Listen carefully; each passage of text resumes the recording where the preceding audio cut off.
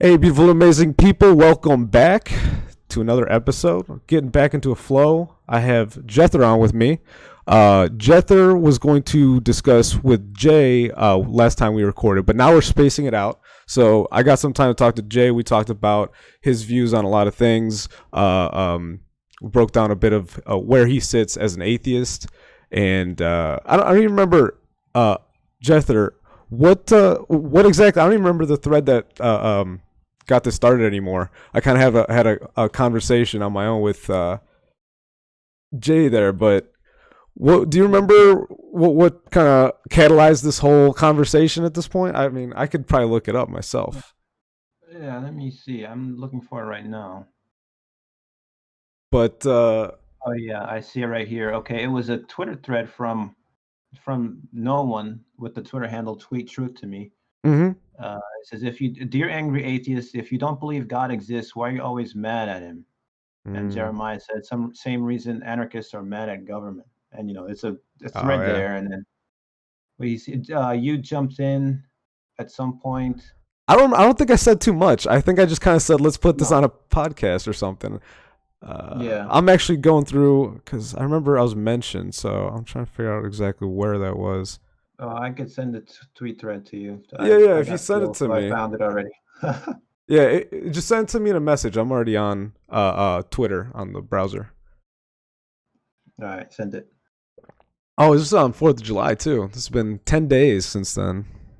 Hmm. Dear angry atheist, if you don't believe God exists, why are you always mad at him? Hmm. Same reason anarchists are mad at government.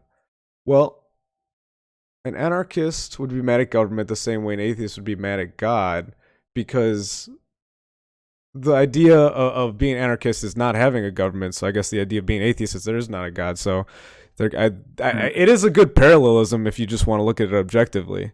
But I don't know. Do you Well, think he's got any ground to stand on there? Not to. I mean, I guess I'm just playing devil's advocate here at this point. yeah, I remember back when I used to be a very religious person as a Christian, actually. Um, I remember that atheists would always be very you got to be tread carefully when you're dealing with them because you're always wondering if they're going to be angry, if they're going to Mm. be like the angry militant atheist type. A lot of the atheists that I've actually encountered have always been very charitable, nice people, but Mm-hmm. there's like this stereotype, and I think this woman here is actually is like actually evidencing this stereotype. Dear angry atheist, if you don't believe God exists, why always? I don't think that they're exactly mad at God. They're mad that they No. have to live under a set of beliefs that they believe are groundless, that Mm-hmm. other people are imposing on them. Well, That's how I interpret that. the way I interpret it personally, I don't know. I used to be an atheist, so the side of me that was atheist, I guess, would argue from the stance that if you are an atheist, you're going from this secular principle that bringing God to the equation when you're trying to figure out something out rationally, a lot of times can seem like a almost white flag. I don't know if that's a fair way to say it, but especially when you don't understand God, whatever that is a reference to. Hmm. Uh, I'm sure it's very frustrating to hear that. You know, um, that's about all I could say. Is I don't hold that belief system anymore, but I do know that there's a time when I was a militant atheist, and whenever I heard a mention of God, I was like, I would always snap, and I was this, um, I don't know, almost policeman of sorts, and it was, I don't know, I look Yeah, back to it, I'm like, why did I care that much? that's the thing I go back to most. It's like, why did I need to make sure no one brought up God? Just can't be happy, can't be satisfied with the way things are. Is kind of that's really the I guess motion I was protecting. You know. yeah. I think a lot of it has to do with not wanting to live under an ethical system or moral system that would be imposed on them by religious believers. Um, and the part of the problem is that atheism in and of itself is not really monolithic. And there are definitions of atheism out there in the literature that actually do include people that actually believe in God. So there's one atheist philosopher who came up with what he called alienated theism. There's a guy called Mike Martin. He published this book back in like a long time ago, maybe Mm-hmm. 20, 25 years ago. called Atheism: A Philosophical Justification. It was actually it got mixed reviews just because like what he did in the first half of the book, he completely contradicted in the second half of the book. But beyond that, one of the things that he said in his definitions of what atheism is he was laying out his case. He says there's a term he called alienated theism, which is which is a person that actually does believe in God but wants to have nothing to do with them. Okay. So it's a person that lives their life as if God doesn't exist, but actually secretly does believe that he does exist. Hmm. And yeah, and so on that in that situation, the person that is like what this woman said, that is angry at God, is just being reminded of the fact that okay, maybe someday I'm going to have to answer to this person, and I just don't really want to be reminded of that right now. Yeah. Yeah. That's I don't know. I was trying to think of a story that's analogous to. There's a few I was going to like how our culture represents that happening. I don't know. The first thing I went to and then I was kind of ran away from it was the idea of like Aragorn in Lord of the Rings, how he knows he's like the king, but he sits up north with the elves and he's just chilling. He's like, nah, I know I got to go back and I have to face my destiny. I got to face what I'm meant to do. But he's like, you know what? I met this elven chick. It's really cool up here. You know, Mm-hmm. can you think of maybe a better example in the culture that kind of encapsulates this knowing that there's I don't know, a guiding. Well, actually, I think we've gotten deeper into this than kind of Jeremiah and I did, because one of the things I wanted to discuss about religion, just that idea, and him and I seem to agree on this, was I found the idea of religion, whatever it may be, to be the way you orient yourself within your world, whether it be your just your social ties to people, economically what you provide, just everything involved in that. And it's how you see yourself into there, and that's why so much of religion now gets political in a sense. And so we kind of Mm-hmm. got into the idea of science, government control in that sense, and that's where Mm-hmm. Jeremiah and I went into a lot as far as the way, like we were saying, a society is gonna control your life, whether that be ethically or uh, because that's kind of where we're going to, where the overreach is. I think. Would you agree? That's where an atheist, like when they feel like they've been transgressed. Yeah, there's a lot of backlash about things like intelligent design and Yeah. creationism. And even if you don't want to go that far, people that want to treat evolution as just one idea that's on par with another. Hmm. And this is the other thing about atheism, is that it's wedged mostly to evolution, and that's just something that you're never going to really be able to separate. Is atheism and evolution, because it seems as if evolution implies an atheist view of the world. There's no God involved in creation. There's no special creation of human beings. Everything is basically just a natural process, Yeah. unguided natural process. So, yeah, I see that there's a lot of activity from the National Center of Science Education, headed by what is her name, Eugenie Scott, and Eugenie then Scott. there's another sector of atheists um, that is in the past, I think, was the British Center for Science Education. It was headed by Richard Dawkins.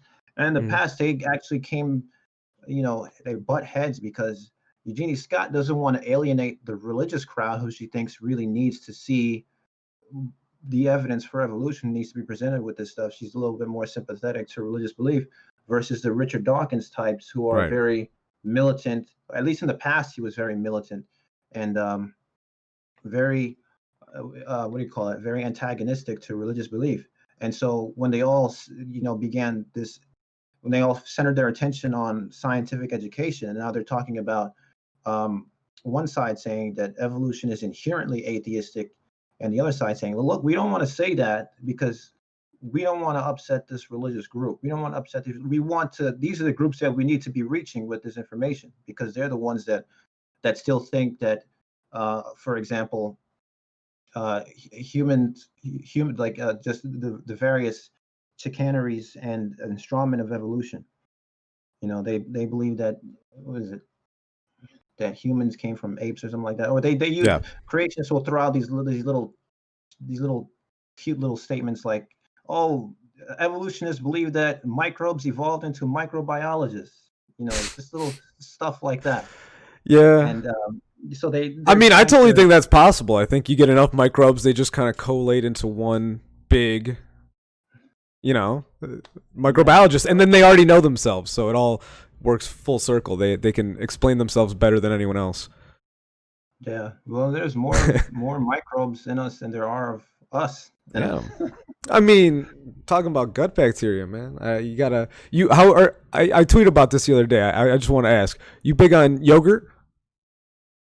No, Do I you- don't eat yogurt. No. Oh, like I Greek yogurt because I don't know. I heard that that's one thing I wanted to ask because I heard it's good for your gut bacteria, and I don't know. Mm. I probably have like 2 to 3 yogurts a week, and I don't know. It keeps my stomach in line, like regardless of I don't know what stupidity I do food wise in the week or not. I do find it to be a almost a preventative instead of having like stomach trouble. And I know some people suffer from that like all the time, so that's why I'm always pushing for yogurt. Keep those Yeah. microbes having a feast. Mm. No, that's cool. That's cool. But yeah, so what do you call it? I Evolution should. ends up being a battleground between atheists, and it's again an issue of politics interfering with No. what they think is just unbiased science education. What do you think of like NASA and the idea of space exploration? Do you see that as any not maybe contradiction, but at least a um organization that does better off there being maybe an atheistic belief in society where they potentially get more funding where they wouldn't? Is there any argument there for that? NASA being atheistic? No, having. Well, what I was going to say is maybe they're atheistic, but I wasn't even going to go that far. Saying that the organization itself benefits from society being more secular, atheistic, meaning that there would be more of a push to explain if there's less understanding, in a way. Okay, I see what you're saying because a lot of NASA's research and their efforts is geared towards getting more information about the universe that we live in. Precisely. Which, yeah, so if you believe that, well, just God made everything, right? So if you just believe that, then there's no need to be sending all these satellites out into space. What are you doing? We got problems here on Earth, right? Exactly. Yeah, that's But one of the issues that's one of the issues that goes around there, and yeah, well, and the reason I bring it up is because I see that like NASA is like now a stylish trend. Like I see kids all the time on the street. Oh, I used to before quarantine, but they'd have NASA hats on, NASA sweaters. Like the old style sweater was really popular. Buttons all over the place. Like it's become a stylish trend to be NASA, and I that's the reason I want to ask is in context of this conversation is. It seems almost counterculture to that of having more of a Christian or any real faith. It doesn't matter if it be Christian or not. Yeah, it's almost a style trend that clashes. You almost can't be pro NASA and pro going to church on Sunday. Yeah, I mean, I see where you're coming from. There are a lot of people that are involved in like religious practices that are very religious people that still find value in the space program. Oh yeah. I'm not saying there yeah. aren't those people, but yeah.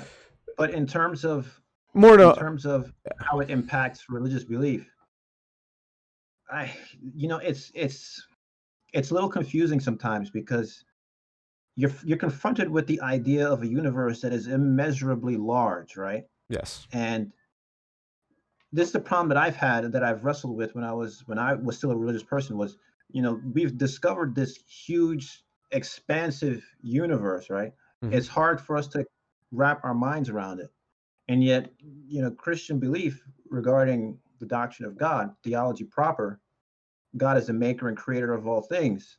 If the universe is this big, then surely God must be bigger, more grand, more magnificent than it. And if we can't fathom how endless this universe is and how much more is it impossible to fathom the God that made all these things, you know what I'm saying? Yeah. So if that's the case, then when we look at what's alleged to be revelation from God, it just doesn't seem like it matches what we've discovered from NASA, from NASA's space program. It's like it's one grand it doesn't add up. universe. like, for example, it's one grand universe, Mhm.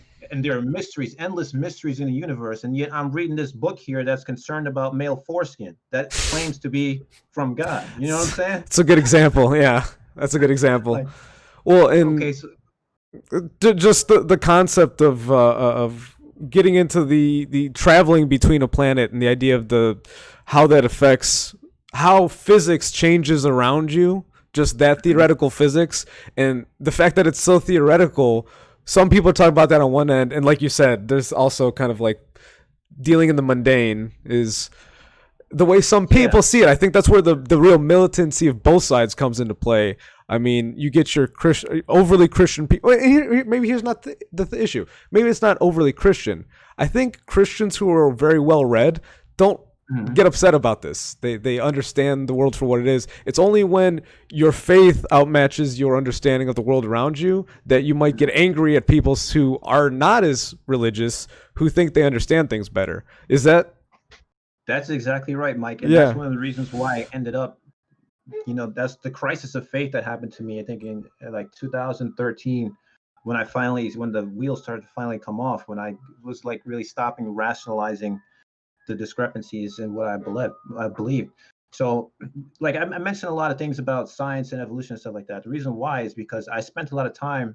I went to school for engineering, so I interfaced with a lot of science, and so there's obviously a Def- tension between faith and science.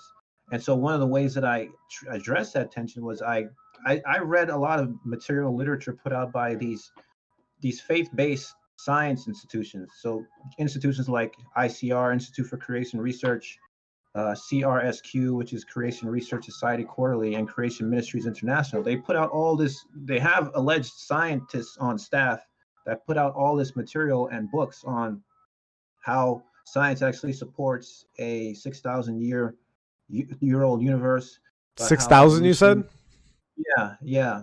I mean, it's ridiculous. I mean, Mm-hmm. nobody takes that seriously except these folks. But this is the thing.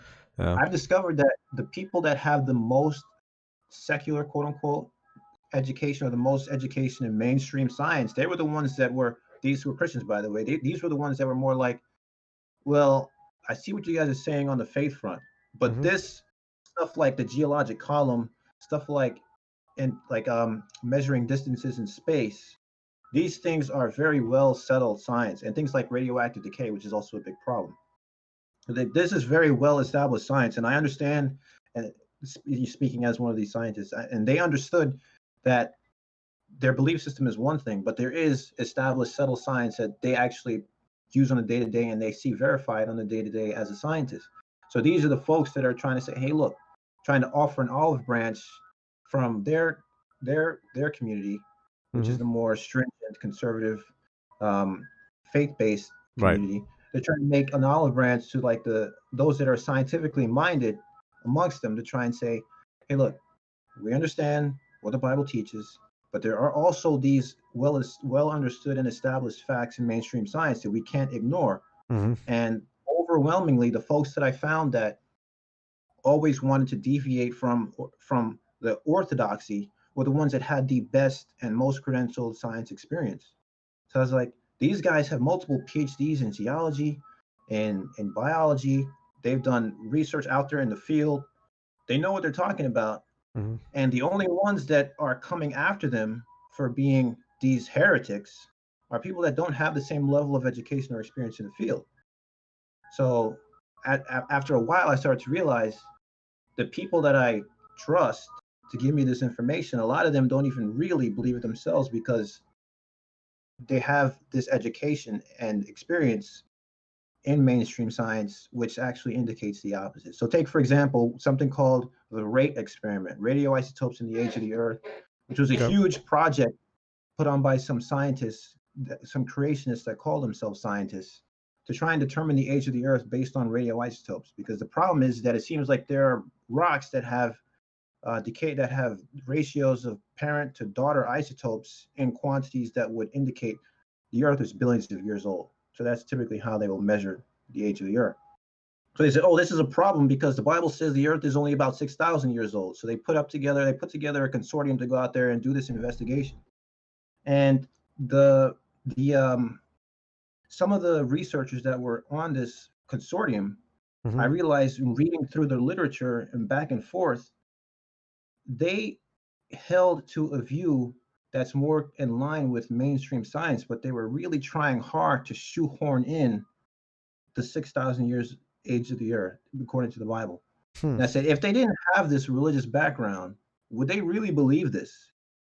It And doesn't. then it It. started to all fall apart after that for me.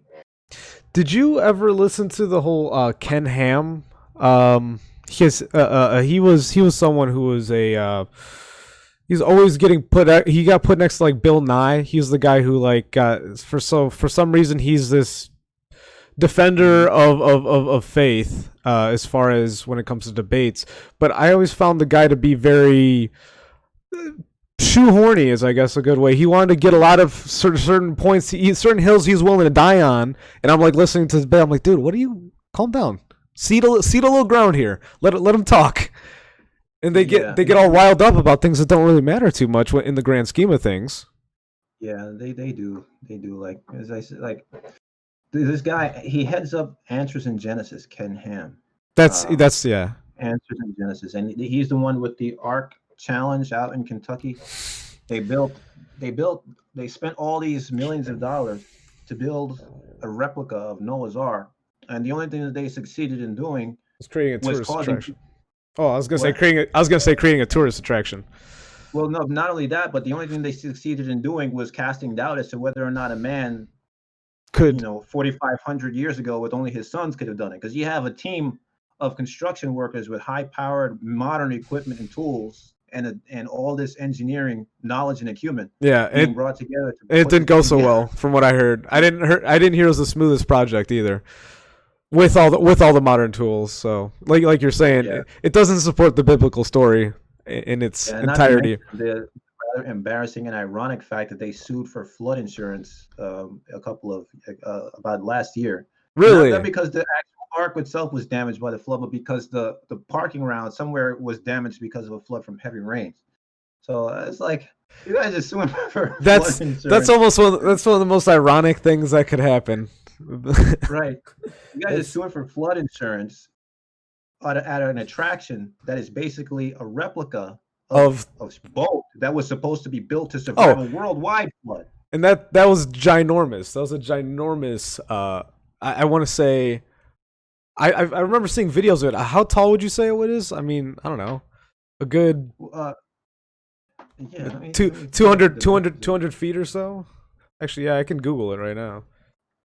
Height of Noah's Ark. Yeah, let me see.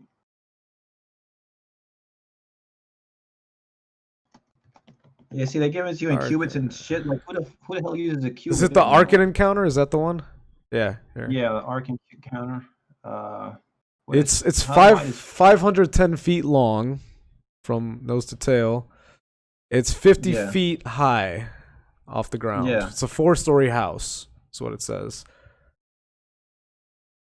yeah. Right, Yeah. exactly. So you can see that. I mean, They're the only thing that saying they really succeeded in doing was ruining people's confidence in the Bible that it could yeah. actually be done. Well, and then the funny thing is it for that's why I wanted to bring this up is it's kind of fodder for atheists to Oh, they lob love shots that at. thing. Yeah, that they love that thing. I honestly I feel like it was made by atheists. Like atheists paid the bill for it. They're like, hey, yeah, but we can make money off Mhm. the Christians who believe it too. you know? Yeah, but no, but it was funded by this guy. I don't know how much money they actually made, or if it's actually still profitable, Yeah, and how it's gonna work in the future with COVID-19 and all these things. that's true. Like, There's a lot of things like I know I live in Ohio and pretty nearby to me is Cedar Point. And mhm, they opened up, but I'm not even sure what's going on. Actually, I should probably look up what the status is. But I know there's people going out to this area called Sandusky, which is people come from all over. It's on the like it's near Toledo on the west side of Lake Erie in Ohio. mhm, And there's a COVID outbreak there. And the thing is, in our locality, uh, anyone who's gone there on vacation recently is now like potentially contaminated. mhm. So like this Oh, whole okay. little scare here, but like Cedar Point isn't like an international attraction, and in that same area that is known for like summertime vacation locally, Hmm. now there's a big scare. I'm just bringing up how that like affects anything, even like shoot Orlando where the NBA is having their bubble. Yeah. Disney's under fire for opening up their park too.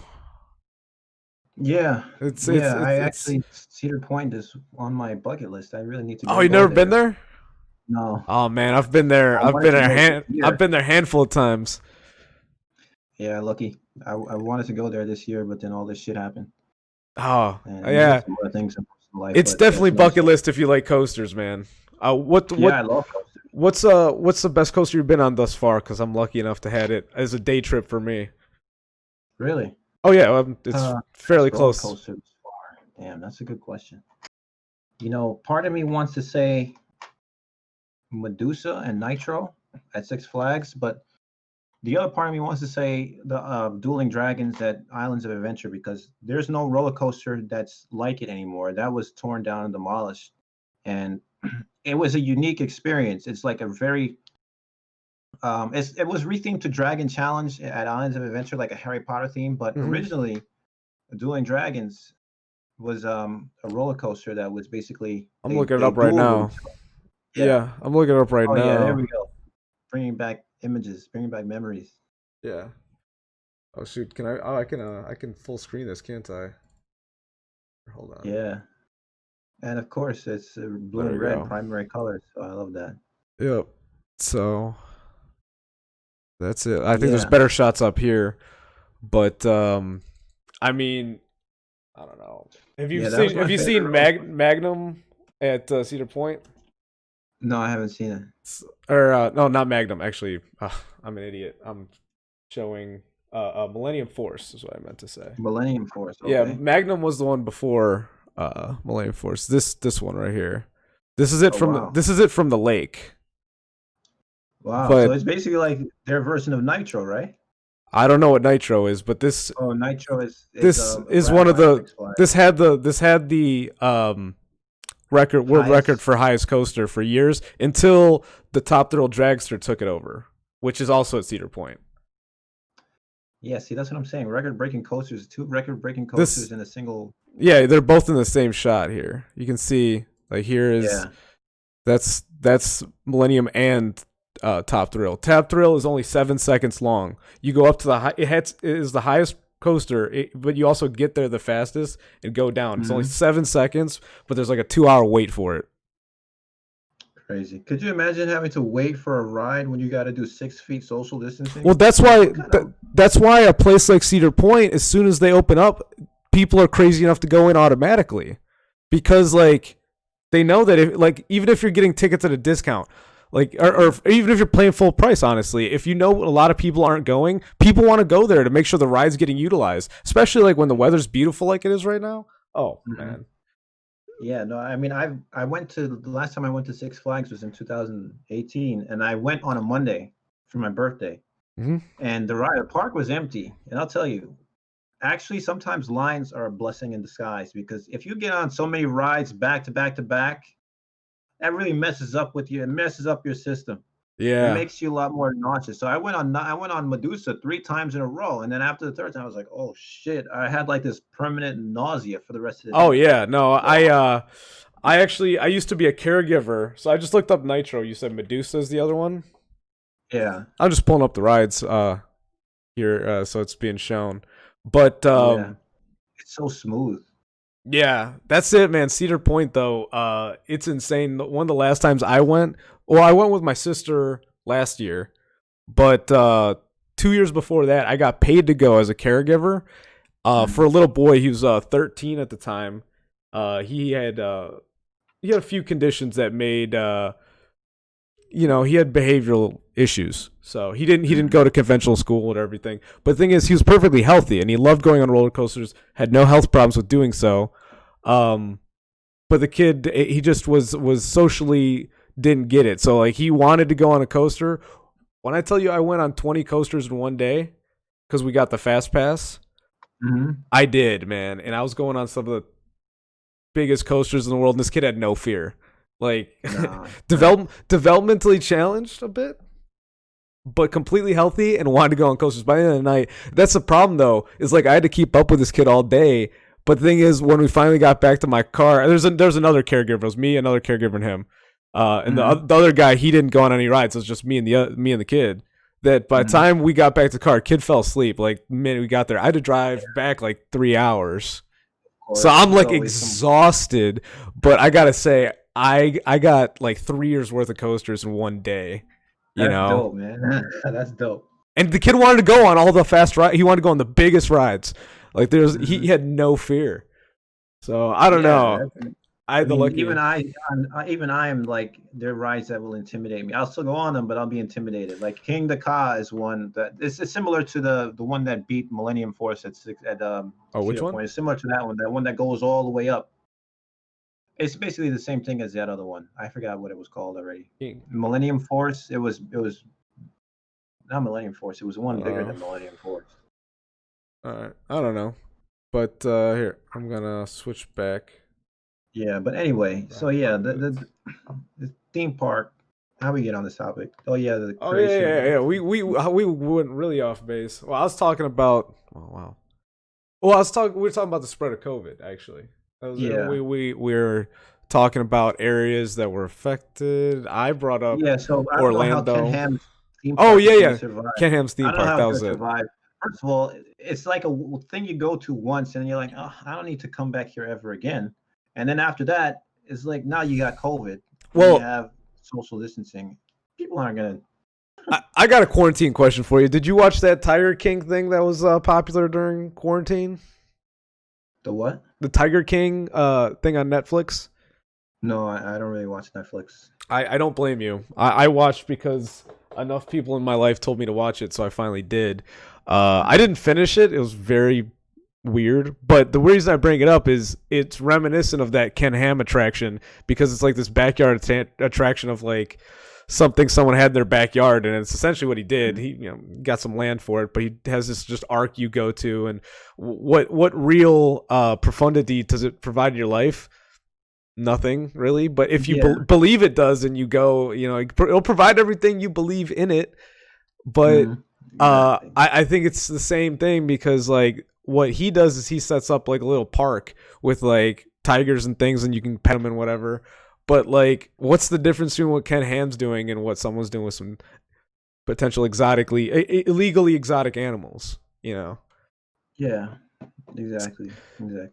And so, they're probably struggling business wise too right now.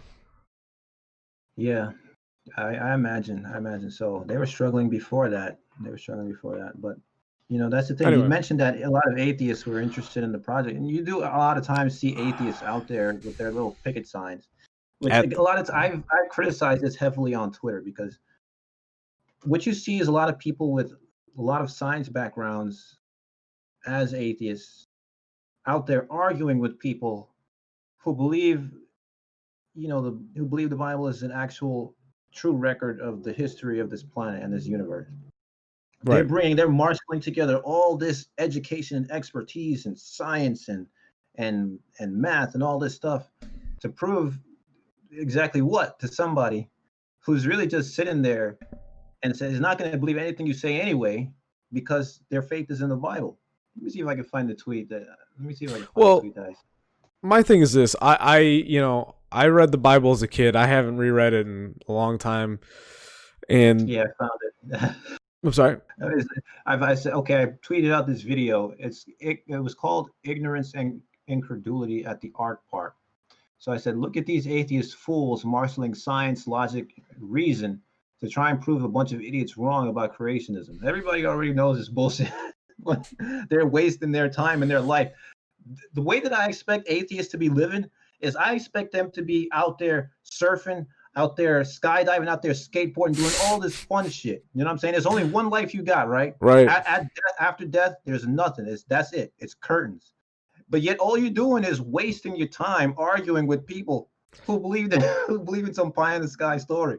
Well, you know what I'm saying? Yeah, I was to get back to what I was saying about the idea of having a religion versus not having a religion, and Jay agreed that you need something that guides you into what you think you talk about that pie in the sky, you go skydiving. It's like, if you have a system that orients you properly to the world around you, you're not going to be skydiving every day. I mean, I don't know. It's kind of weird because, like, I'm sure there's people who make a business of skydiving, so I'm sure they have a lot of faith in their system. I guess I just kind of argued myself out of the point, but No, it's not. No, but this is the thing, Jay. it's like, I spent. I mean, Mike. I spent a no, lot no, of it's all time. good. I spent a lot of time as a Christian arguing with people, and it would be like clockwork. Okay, it's like 7 p.m. Let's get in that chat room, and it's all the same atheists from the day before, and they're going to be there tomorrow and the next day and the day after. That's true. At the same time, it's like, why aren't you out? Look, I'm a religious person, so I can't be out here in the streets banging and getting pussy. But you over here, who should be doing that, you over here arguing with me about God and philosophy and shit. That means you're more of a loser than I am because I can't do it. You could do it. You should be doing it, but you're not. Instead, you're arguing with me. So you are a loser. But by losing, I'm proving that I'm a winner. Just so you understand this clearly. I lose with the best grace. I am the best at it. No one else is better. Is that the Trump answer? I don't know. I don't know. Just trying to learn from the commander in chief. You think he's done anything great lately? Just out of curiosity, because I'm not pro-Trump personally. I think he really hasn't done anything really good or bad. I think some people would argue that not doing anything's good, that staying silent is probably the best course of action. Some people think that not doing enough is also a sin. Just has almost nothing to do with religion, but more just wanted to ask you while we're on it a actually mic. does have something to do with religion because Sure. the folks that are the most critical about this virus, Mm-hmm. and they're the ones that are saying that, oh, it's only a mortality rate of 1%. Right. These are the ones that usually should be pro-life, and they're usually pro-life because of a religious conviction. Yes. Yet they're the ones saying, okay, well, it's a virus. It only kills 1% of the people. How many of these people play the lottery and expect to win against 1,000,000 to 1 odds? But you can't die from a virus that has a 1 to 100 odds. It doesn't make any sense. So, and then on top of that, they believe, and I understand where the belief comes from, but it's very dangerous belief that God will cure you, God will heal you, God will do all this, yada yada. There's a lot of faith placed in faith-based healing and whatnot. And I got a story to tell you later about that in regards to that type.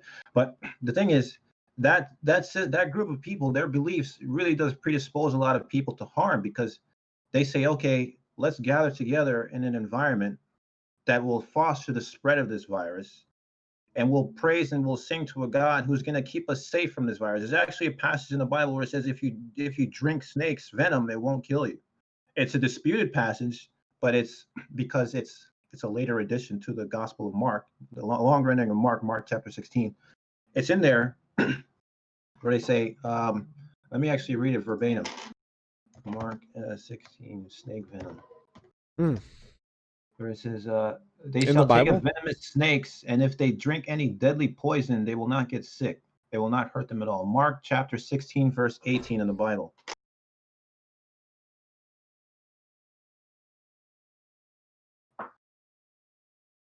And these signs shall follow them that believe in my name. Shall they cast out devils? They shall speak with new tongues. They shall take up serpents, and if they drink any deadly thing, it shall not hurt them. And they lay hands on the sick, and they shall recover. You see what I'm saying? If you have a bunch of people that believe this and take this seriously, do you think that they're going to really take a virus seriously? And usually that's the contingent that are Trump supporters.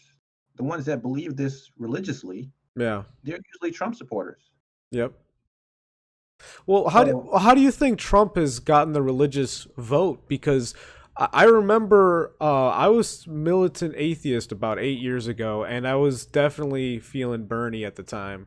That's what I thought the atheists would be feeling. That's what I'm saying is how libertarian. how did Trump, because Trump's not a religious guy, how did he stir up? I remember hearing religious people before he got elected say, we can't let this guy become our new figurehead. And now that we're 4 years into his presidency, we're seeing that that's exactly what you're describing, is the fact that the Trump crowd is the one of the religious figureheads. But what I think is ironic is that they're almost, well, I don't know. First off, is everything I said sound about right? Yeah, sounds about right. So all right, because I didn't want to go any further before, I don't know, because a lot of things about Trump are really at variance with what his lifestyle, at least, is really at variance with what religious people should actually aspire to. And actually, Barack Obama's lifestyle is more in line with what religious people should aspire to. But they despise him. Christians despise him. I don't know. They think he was sent by the devil or something like that. Yeah. But here's the thing. I remember even actually in the past when I was a Christian, some really influential speakers, some really influential voices in that space were saying that, look, Barack Obama really should preach what he practices, because he doesn't. He would find he would have a lot more allies with the religious right than otherwise. Yeah, because I can agree with that. He's a family man. He doesn't really cheat on his wife. He doesn't have any of these scandals following him regarding, like porn stars. There's all these conspiracy theories going around about Trump and little kids. No. So you don't have any of that with Barack Obama. I think the worst thing is what Michelle Obama is a man. But does anybody take? That's I was gonna say. I hear it all the time, whether it's a joke or a meme. I'll be honest. I throw it out there just to see how I get a read of a room by dropping the Michelle's a man kind of thing. But I mean, you're right. He does. And here's the thing. At the end of the day, if you're looking at him as a role model, you're right. Mm-hmm. And Barack Obama is he's kept his shoes tied and his hat straight. He's got everything. And he's very well spoken. I mean, he inspires confidence when he speaks. That's the thing. Trump, I think, caters to a whole nother group of people, though. They're the more Winston Churchill-y types, the liberal who speaks for the conservatives. There's been examples of that politically, I'm sure, in other cultures. I don't even know. But the idea of having someone who's more a caricature of what you see as a problem, but they almost take up like the mantle of the people that they. He's kind of spit in the face of religion for years, and now he's like, as he's getting older, he's circling the toilet bowl, going, "Yep, I believe." Yep, I certainly do. Thank you. Well, and also being president of the United States, I'm sure renews any faith in God. Like, if you can become the president of the United States, like, could you be an atheistic president of the United States? One of the most powerful, quote unquote, positions on the planet. Do you have to, or do you become your own God at that point? Or do you become your own God at that point? Of course, Kanye's running, by the way. Speaking of people who think they're a God. I don't think you could openly be an atheist and run for and successfully win the White House, because there's way too much influence that faith-based organizations have. And there's this stigma of atheists as being immoral, reprehensible, reprobate people. Yes.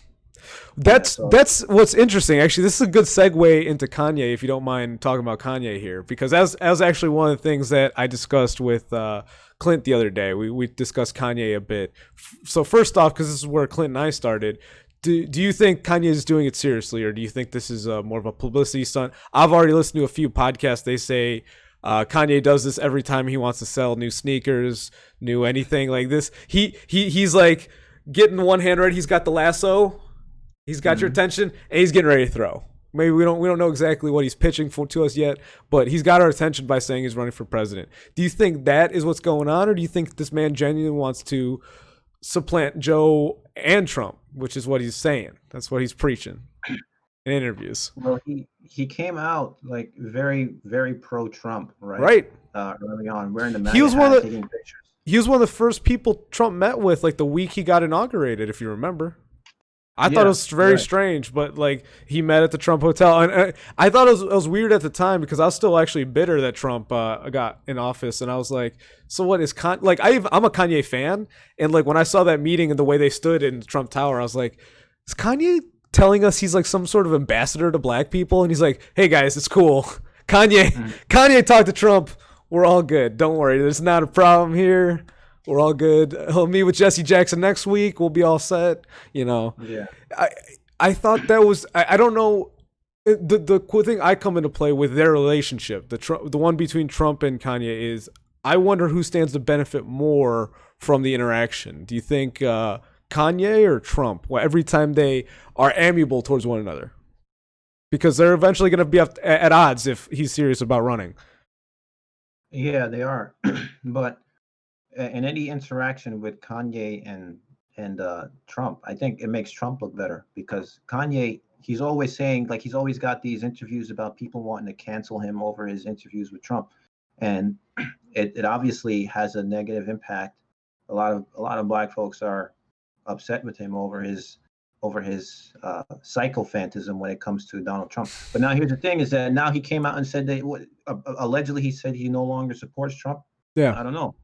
A lot of Well, how people, about not to this? be fair, a Uh, lot of people have fallen out of love with Trump because of oh voting yeah. rights and other things. But I mean, I'm disillusioned. I never voted for him initially. I kind of gave up. I knew Hillary was a problem, but I didn't want to vote for Trump. I didn't think I was fine with letting the dice fall where they may without casting a vote. But now, like, I liked what Trump did to this point, but my major issue with Trump and why I would not vote for him is I'm not getting a lot of confidence that he's ready for another 4 more years. I mean, even if you want to take an empathetic stance on the guy, whatever he's done for better or worse, seems like it's a lot, man. I hmm, even if you buy into the own sycophantic nature of Trump, that he is this God Emperor, this meme that he's become. Do you think that he believes he can do another 4 more years? Because the man is getting old, and he is definitely taking fire every day. And for as healthy as he may be, I've personally never seen a president take this much flack on a daily basis. yeah, it's And you every know he reads that stuff. You know he needs it to survive. Hence the mm, random retweets all the time. That's why following yeah, Trump on Twitter is one of the funniest things.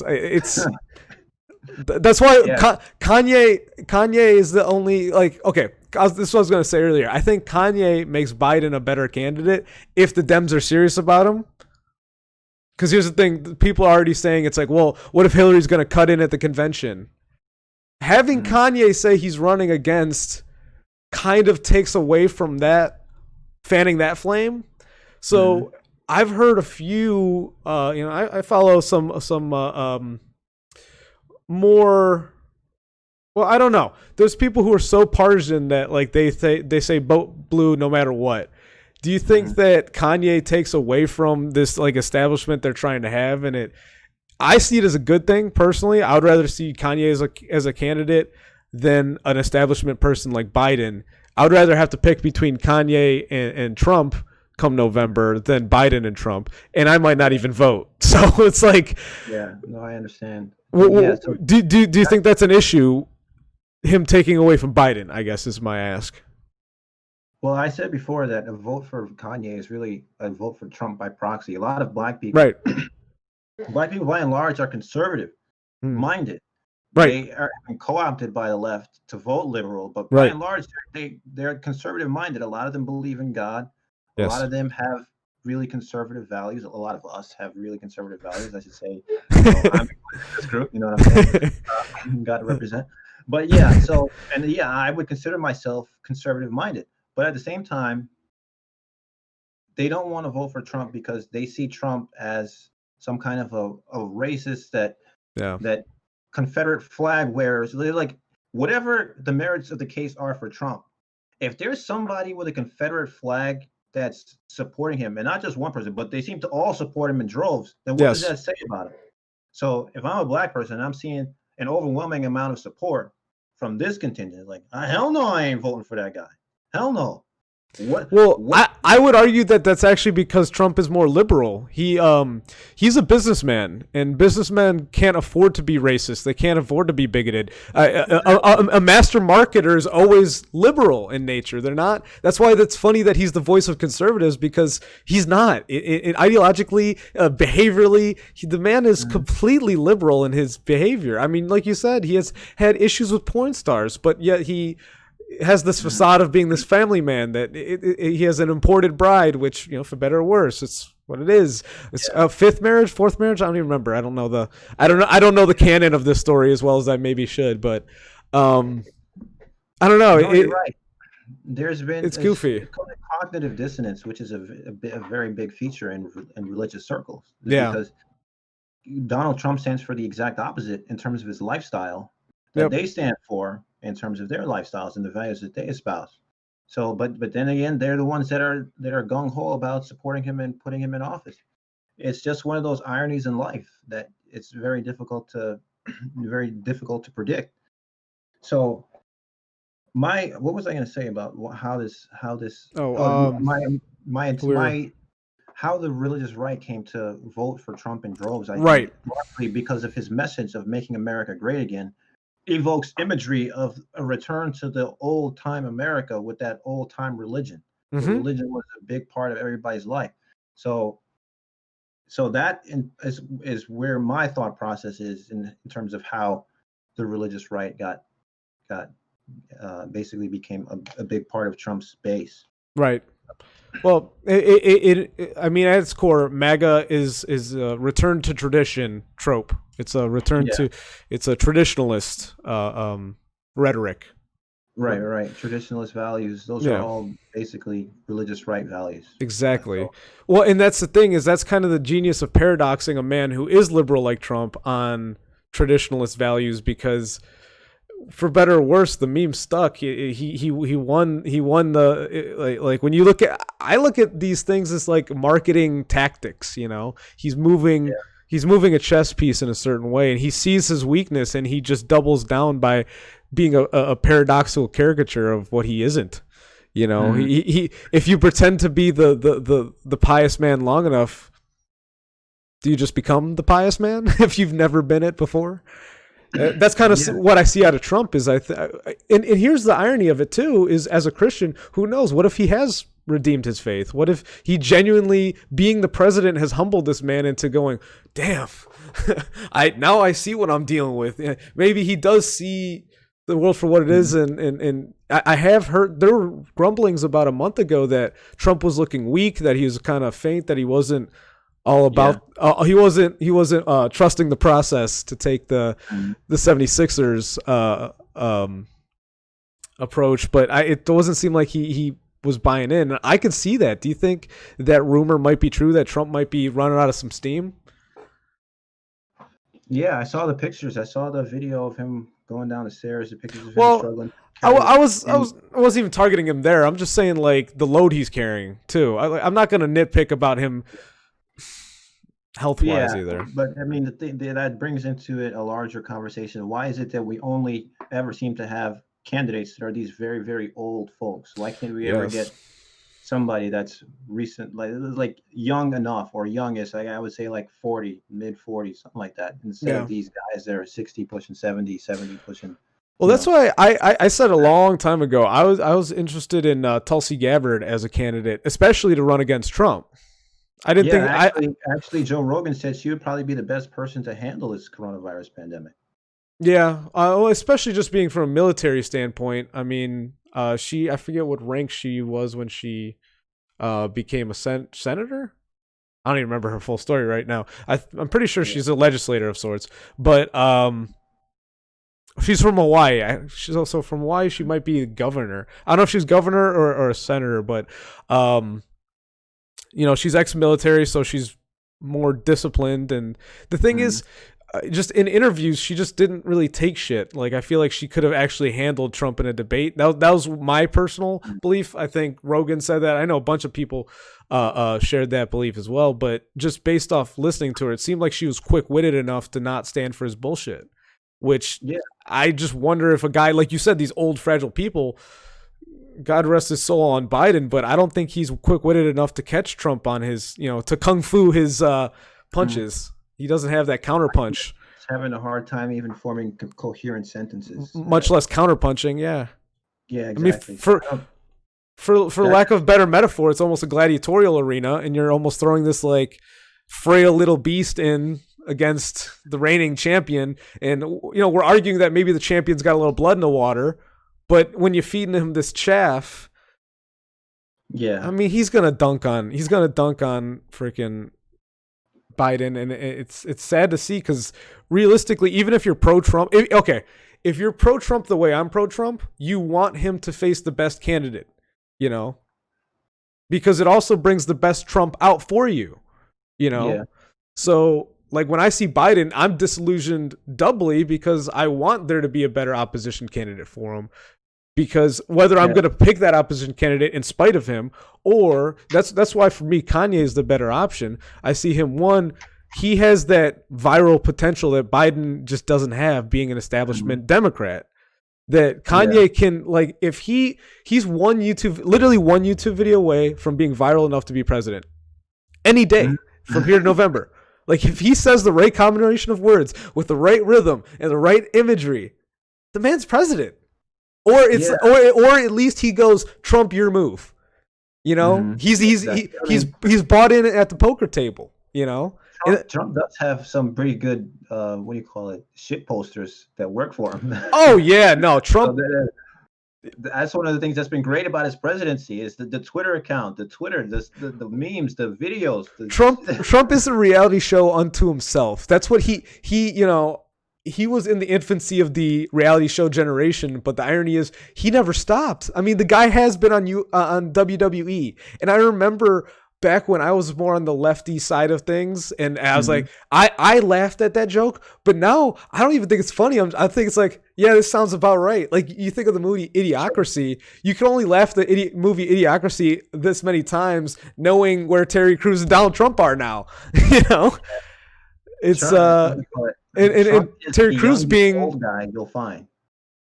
Yes, he's the youngest old guy you'll find. Yeah, I mean, the guy, like him or hate him, he still acts like he's, I don't know, 20. I was gonna say 25, but he acts maybe a little more mature than 25. Yeah, but that's the thing is that the youth are the future. So I think that if Kanye does run, and if he's serious about running, I think he can galvanize the youth in a way that would probably be difficult because like most of the youth that is interacting with Trump on Twitter are part of some K-pop army there just to troll him. That's true. All they do. That's true. So imagine if going after K-pop here, huh? a lot of these guys and the TikTokers, a lot of them. Yeah. Oh, I hate TikTok, man. They filled out some fake reservations to be at the Trump rally. Yeah. Oh, yeah. I heard about that. All these thousands of fake reservations for Trump, and it was done by these kids. So whoever galvanizes this youth to vote for them, Bernie couldn't do it. No, Bernie couldn't do it. Trump is not doing it. And I'm not going to say he can't do it. He could if. That's what I'm saying. President Kanye doesn't sound that insane based off what I'm seeing. It doesn't, but I wonder if it will make America the laughing stock of the world. That's the thing, man. Is in a way we already are. We are this parody of the. We think we're like the way I see it is we almost are trying to say we're the next England, but everyone also says that it's like, well, England has its own issues being the oppressive nation. And they're like, no, we're the new oppressors. But they're like, okay, but you're not oppressed. No, but we're also not oppressors. When they look at American history, there's a lot of issues. And I'm not even talking from the black on everyone else perspective. I'm saying with the Italians, you go back to Irish, Polish, obviously the Mexicans are still dealing with issues. We had a war with the Mexicans at one point over Texas. Like, if you don't know your history, like, racism has been an issue here before, Yeah. But it's been an issue for a lot of people. I think one of the things that, I don't know, not to shift things. I mean, I guess I just did. It's part of the climate. Black Lives Matter. one of the things I see as an issue is there's a lot of races that they stay quiet about their own racial problems. And it's almost like Black Lives Matter is like, anyone with a racial problem, let's march. And there's some people like, I don't know, man. Kind of want to just be able to go back to work and, like, it's not necessarily time for a communist revolution, brother. Like, we can. Yeah, it's hard to take moral authority when you've had looting and violence, and then you're associated with. And to be honest, earlier on, I was a little sympathetic to the looting and the violence because, like, the only thing that America understands is money. So right. If you gotta hurt people in the pockets for them to start taking you seriously. You gotta fuck some shit up for real for people to start taking you seriously. Notice it, yeah. Fine, go ahead. But at the same time, now these Antifa motherfuckers, they're coming in, and now they're co-opting it to push through a Marxist agenda. Right. And that's what actually Jay and I got into that last. We were talking about Marxism, and it's a dangerous. I'm sorry. It's a problem in the white community, Marxism. Yes. Well, I don't know. It's almost overwhelmingly white folks that are a part of Antifa. Yes. And it's Marxist ideology. And like you said, co-opting of that with any potential. I don't know, like when you look at it, Black Lives Matter on paper, to go with like the I can't breathe, all the other, there's almost this a ghost of a movement that is kind of going around from place to place, and sometimes there's really a good spirit behind it, and I think it gets lost by these. Actually, I'll single it out. A lot of white liberals, they come, they show up, and then if there was this genuine an argument that a lot of right-wing people like to say is, well, it's racist to not have white people at a black rally. But there's actually some merit there. It's like, if the goal is to help black people, I don't go.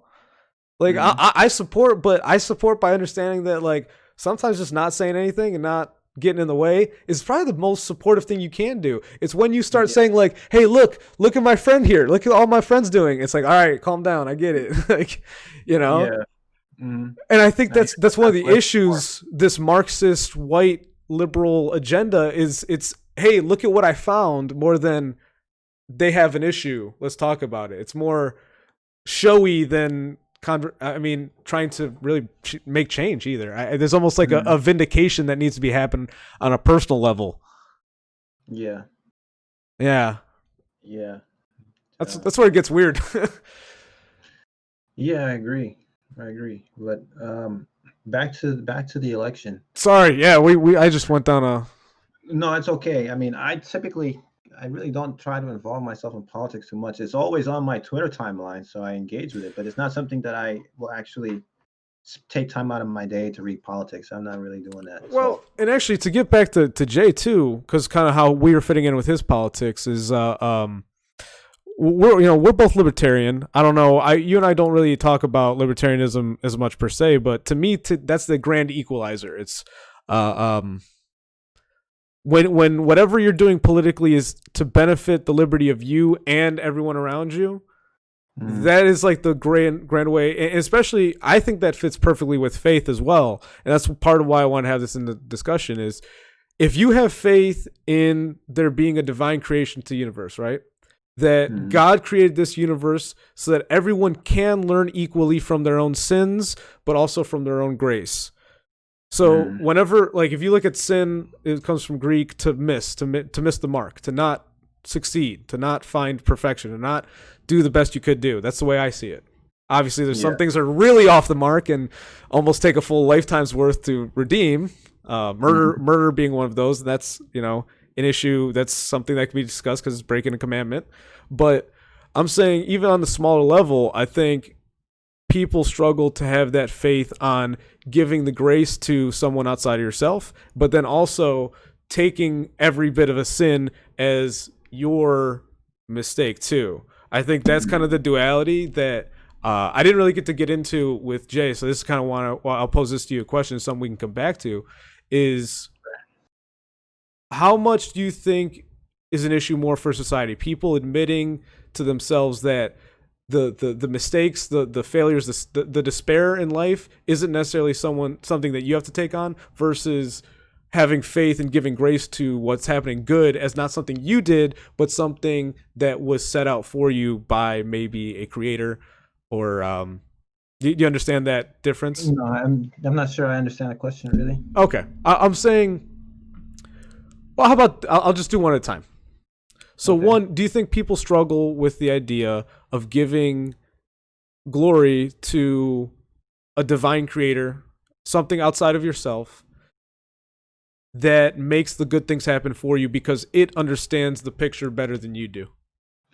Oh, okay. Well, in that regard, I would say that human beings seem to be wired to worship something outside of themselves. Yes. Yeah, They'll that's kind they, of like they'll worship other human beings. They'll worship nature. They'll worship animals. They'll worship inanimate objects. Yep. Worship is just something that we're going to do. It's just a matter of the object.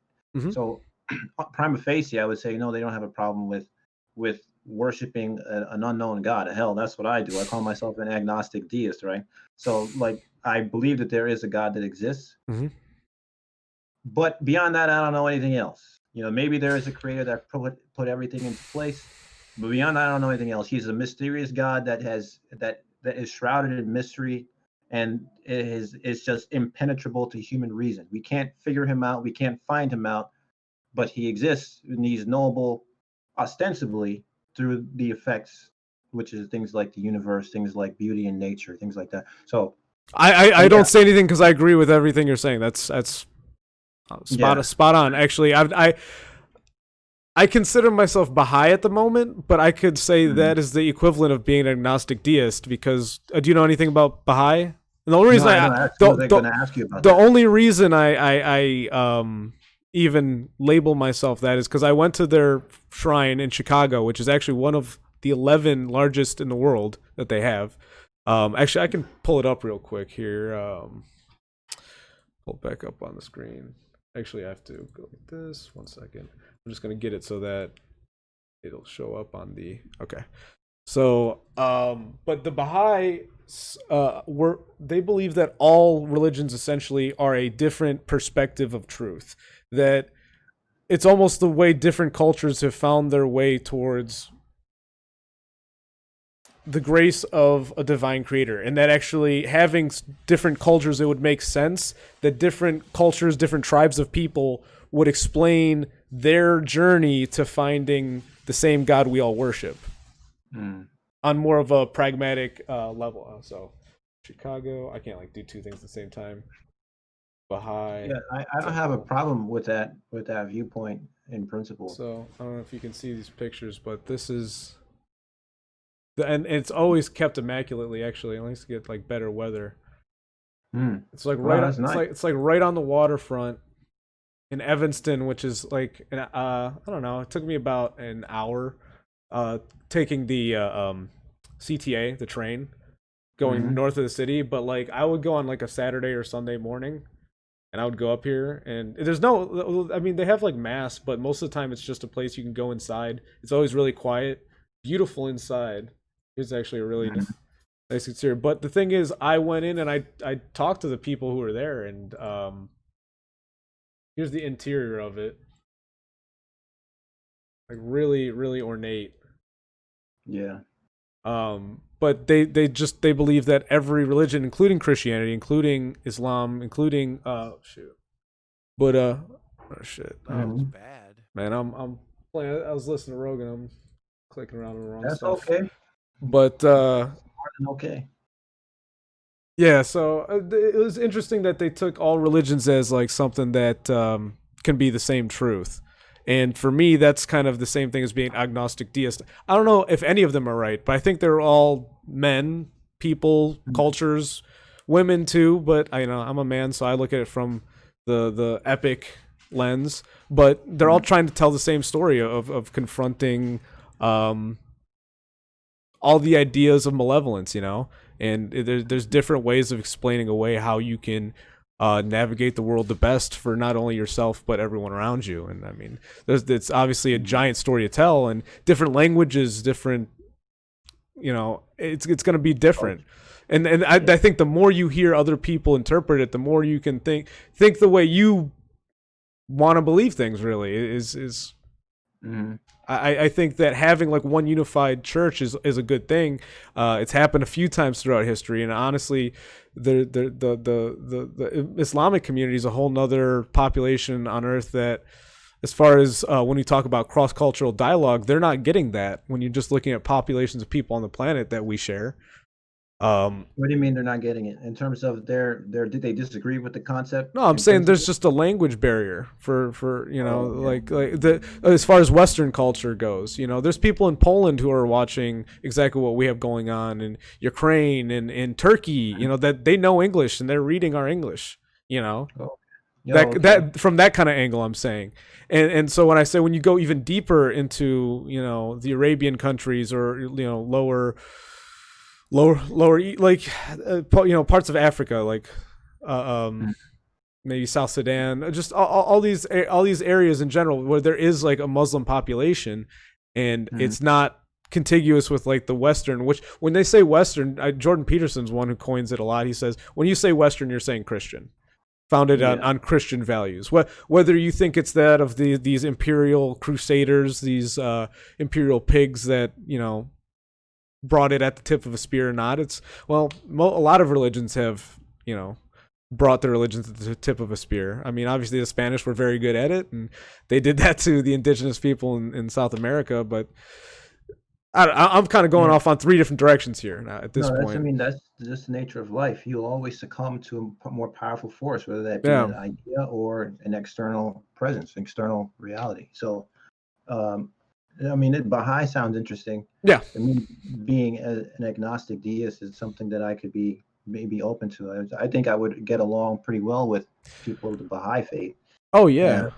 Well, and what I found interesting too to that temple in particular that I went to, the story behind its being constructed was fascinating because I believe I'd have to look it up, and I'm not going to. I'm going to go off just memory, but it was mm, sometime in like the late 19th century or early 20th century it was built. So like late 1895 maybe to like 1910 is when they started it, and it received no federal funding, nothing. It was completely gotten from people who were Baha'i back in that era, and they got mm, enough money, and they got Baha'i worshippers as engineers.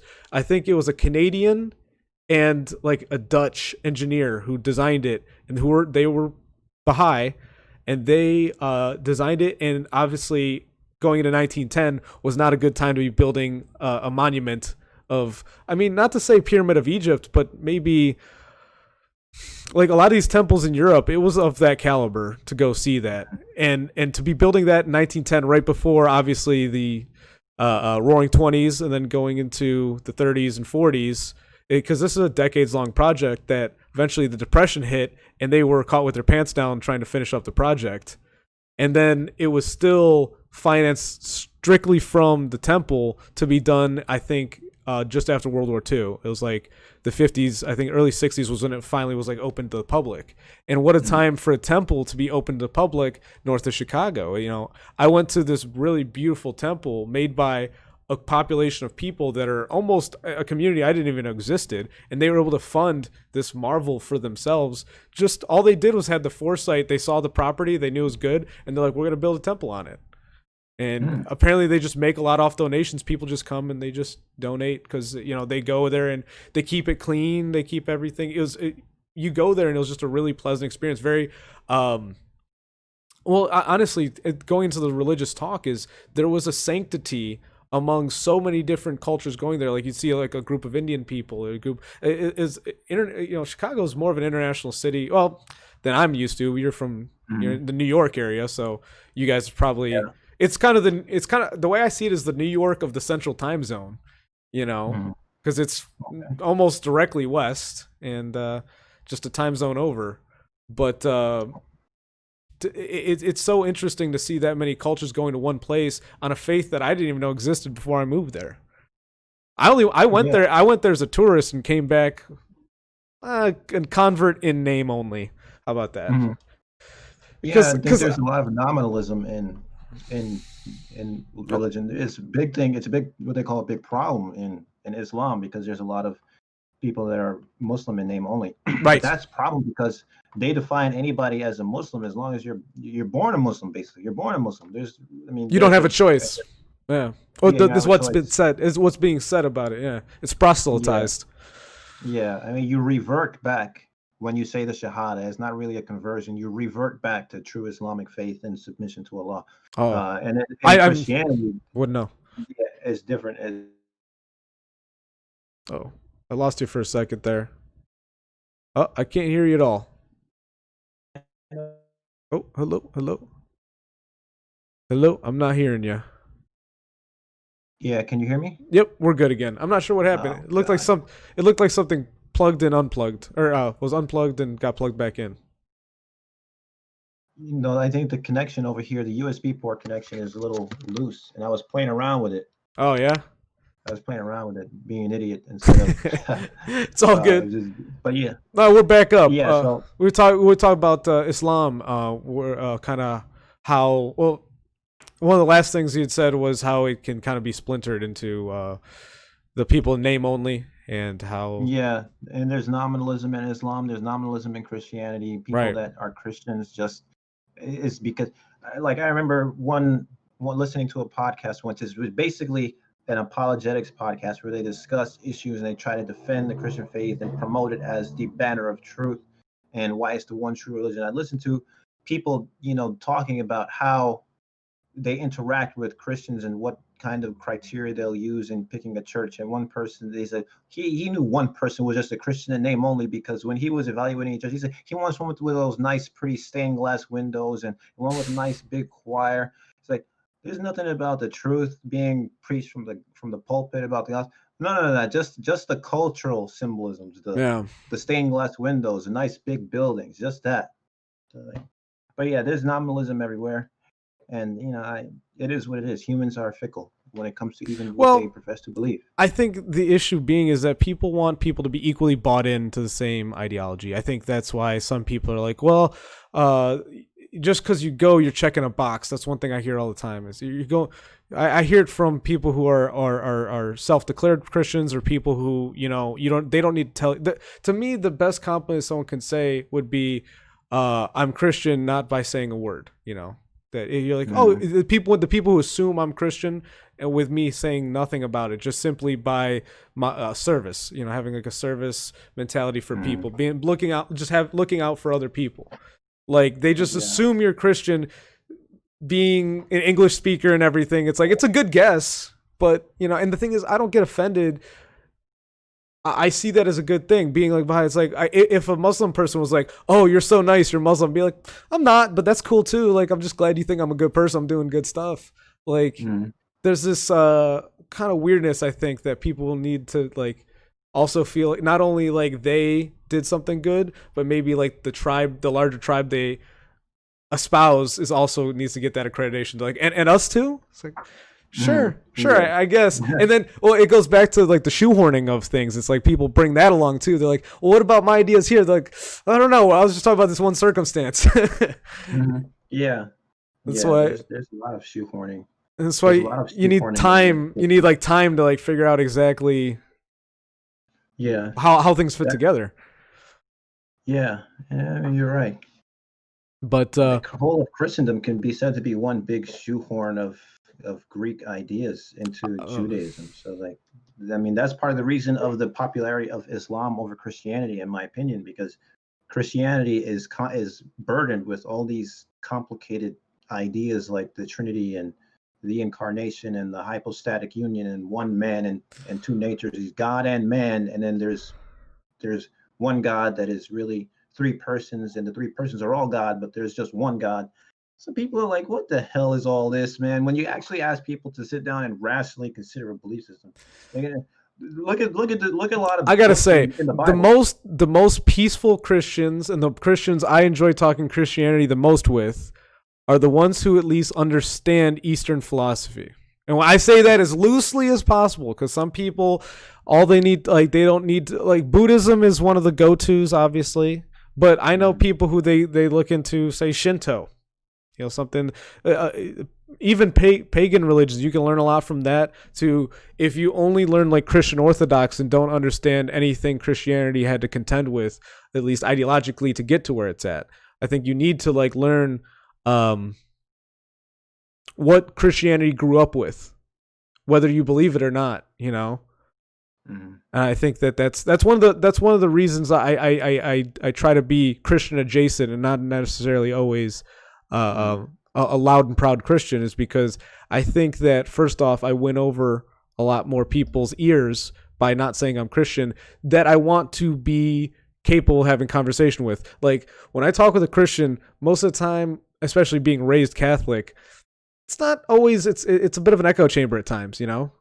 It's when we talk about it, it's just like, oh yeah, no, we gotta be really good. It doesn't really talk about the tough circumstances sometimes.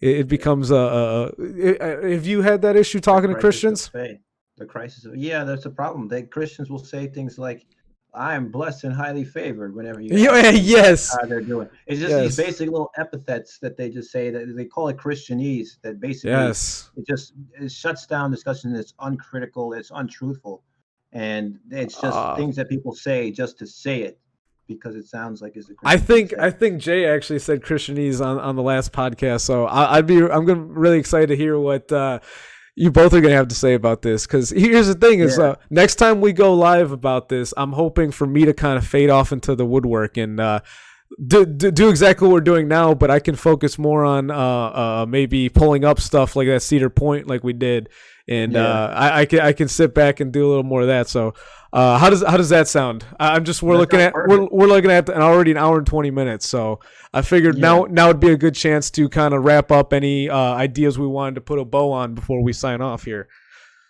Yeah, sure. I'm Jethro Blaze. I'm an agnostic deist. I have sympathy for Christian faith because I was a Christian. I understand where it comes from and why people believe it. And I love the Bible. It's a great document. It's full of beautiful literature. And there are truths in the Bible, things that I would say are true. And if you live by them, they'll make you a good and decent, well put together human being. But the problem is that people go into excess in religion, and there are people that say, "Oh, you gotta be circumcised," or "Oh, you can't eat meat sacrificed to idols," or "You can't eat red." Like, come on! So you can't wear two-tone. Like, come on, son. I'm not gonna be dealing with that shit. If you want to tell me God is real and that He cares about me, yeah, that's fine. That's something I can believe in. But at the end of the day, I'm going to live and do what's right in my own eyes. This goes back down to one of the last sign-off things I talked with Jay too. It's the idea of control. Is how much control is someone outside of myself going to have on me? Because both of us as libertarians, we agree that I vote for the most, or I support, or I'm behind the policies in life that get me and everyone around me the most opportunities available to them. Now, whether they choose to act on them or not, I want you to have the most access as possible. And that's the issue we were getting to ideologically, was the fact that there's people who think that everyone should get equal footing too. That should be more of a goal than everyone having equal access. Okay. So that's good. It sounds like it's going to be an interesting discussion. Yeah. All three of us get on. Yeah, I'm looking forward to it, and really, I'm just glad to get back to recording, man. I took a break for a while because it just didn't feel right adding more clutter to the noise. But I think it's time I want to start figuring out what's going on with people, because I was just listening for a while. I didn't want to muddy the water any more than it's already muddied, but anymore I need to start making. I like having these conversations to help make sense of things. So. Jethro, glad to have you on. Obviously, I just point out that I like to point out is there is Jethro right there in the it'll be in the description, and it's right on screen. So feel free to follow him or I on Twitter. That's where we both met. And if you do want to be on the show, let me know. You can DM me or just reply. So looking to have more people on. And Jethro, anything else? Well, that's it. Great to be on. Thanks. All right. Mike. Looking forward to having you and Jay on again soon. Peace. Same. See ya.